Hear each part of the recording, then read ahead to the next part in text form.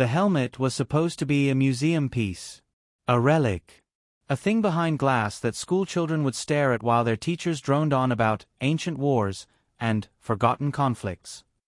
Which is why the entire galaxy nearly had a collective cardiac arrest when the damn thing lit up, turned toward a polite, somewhat underdressed human visitor, and said, in a voice rich with artificial patience, "Recognized, Captain.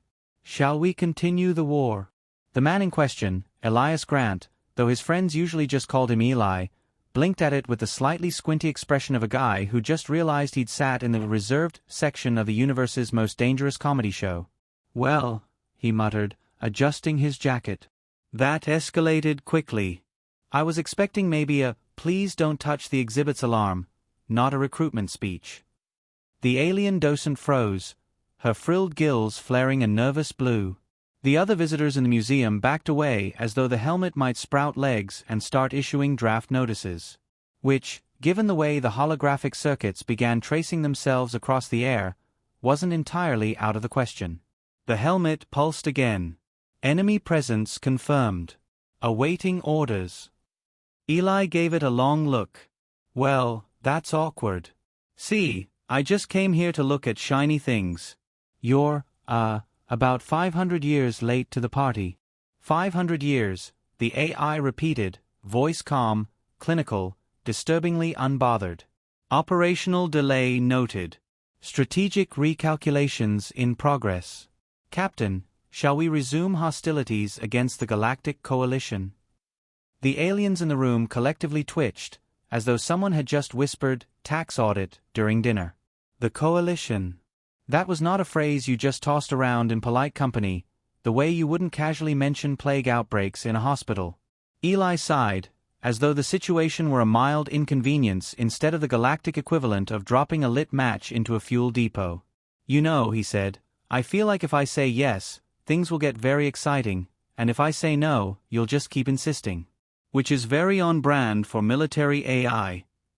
He squinted at the helmet again. "Tell you what, how about a demonstration instead?" The docent made a strangled sound somewhere between a squeak and a plea. "Human visitor, you cannot. This artifact is under Coalition preservation protocols." Eli gave her a warm smile. "Ma'am, I'm terribly sorry, but it seems your preservation protocols have already failed. This helmet recognized me. Which means, at least as far as it's concerned, I outrank your paperwork." The AI hummed, almost approving. "Correct. Preservation protocols irrelevant. Command authority re-established. Captain, local coalition assets are currently vulnerable. Suggest immediate activation of war plans." The aliens scattered. Screams echoed down the vaulted halls. Security sirens began to wail. Eli exhaled slowly and muttered under his breath, "Well, there goes my quiet vacation." The galaxy had long ago decided humanity was dangerous, but quaintly so, like keeping a pet tiger in a zoo. You knew it could be deadly, but as long as it stayed behind the bars, it was more amusing than threatening. Humans had their little wars, their little fleets, their strange habit of strapping high explosives to anything with wings. But they hadn't built dreadnoughts in centuries. They hadn't deployed command AI in millennia. Everyone assumed they had gone soft. Which was why the Galactic Council chamber 3 days later was packed with panic. Holofeeds replayed the museum incident on every screen.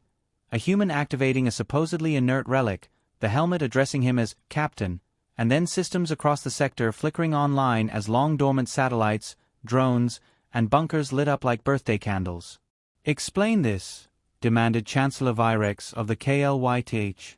His species resembled a walking chandelier and was just as prone to dramatic overreaction. Why did the artifact recognize a human?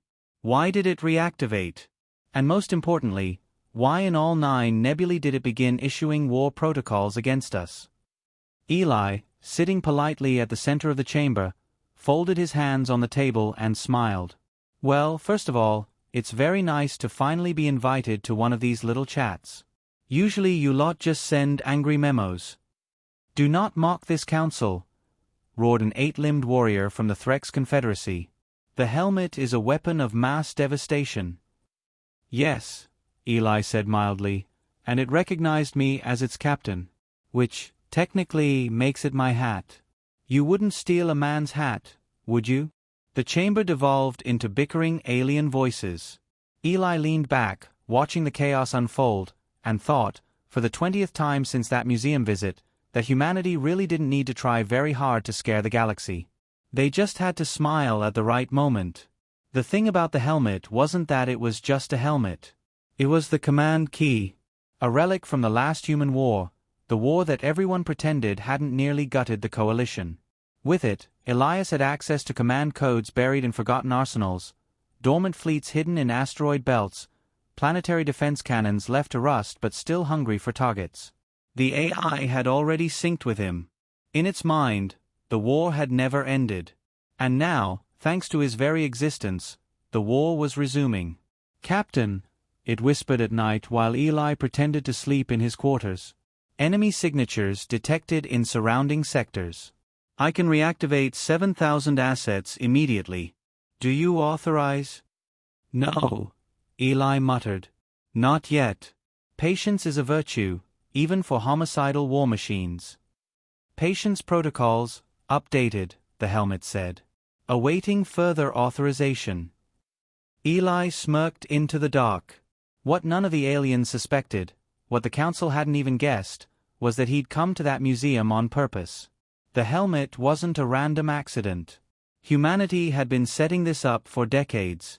Because while the galaxy had been laughing at human love of bad coffee and reality television, the humans had been digging, mapping, planning. Waiting for the right moment to put on their old hat and say, "Shall we continue the war?" The Coalition made the first mistake. They tried to confiscate the helmet. Security forces stormed Eli's quarters, weapons trained, voices trembling.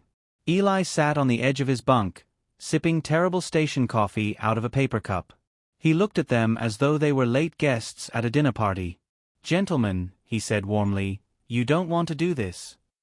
Artifact is property of the Coalition," their commander barked. "Surrender it immediately." Eli tilted his head. "Tell you what. I'll put it on the table. You can try to pick it up. Let's see what happens." The helmet pulsed, casting cold blue light across the room. One of the soldiers reached for it. His hand froze inches away as every implant in his body shorted out. He dropped, convulsing, as the AI announced cheerfully, "Unauthorized access detected. Intruder pacified." The others backed away fast. Eli sipped his coffee again. "See? Told you. Best not to touch another man's hat." They retreated. Word spread. And the legend grew. The Coalition panicked harder. They called emergency councils. They begged humanity to return the relic. They tried threats. They tried bribes. Eli responded to all of them with the same smile and the same line.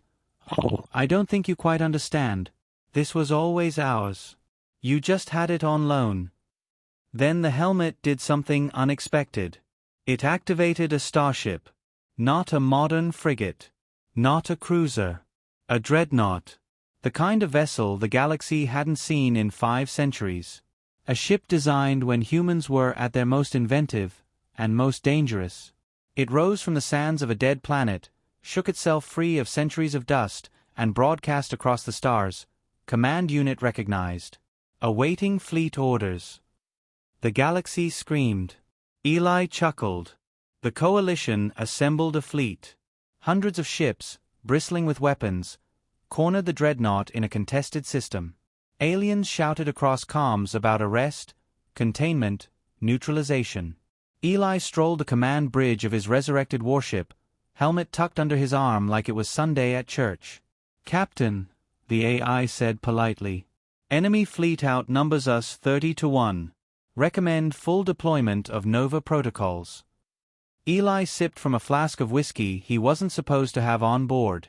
"Nova protocols? Oh, you mean the thing where we rewrite half the laws of physics in their faces? Tempting." He turned to the comms. "Ladies and gentlemen of the Coalition, may I suggest you run?" They laughed. Nervously. Then Eli gave a single nod. The dreadnought roared awake.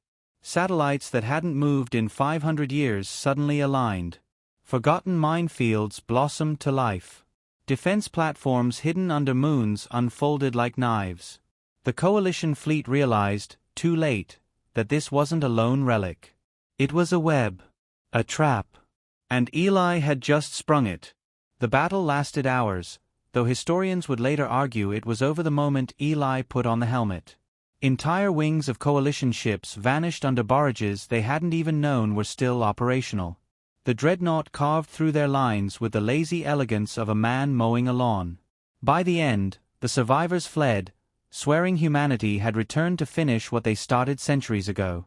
On the bridge, Eli leaned back in the captain's chair, the helmet glowing faintly on his head. "Well," he said cheerfully, "that went better than expected. Anyone else need a demonstration?" The helmet's AI purred. "War has resumed. Victory probability 99.9%. "Not victory," Eli corrected softly. "Message." They needed reminding. And that was the twist. Humanity hadn't been waiting to conquer the galaxy again. They hadn't been plotting endless wars. They had simply been setting up a reminder. A little theatrical demonstration to make the galaxy remember why you don't poke Earth too hard. The helmet was part of the act.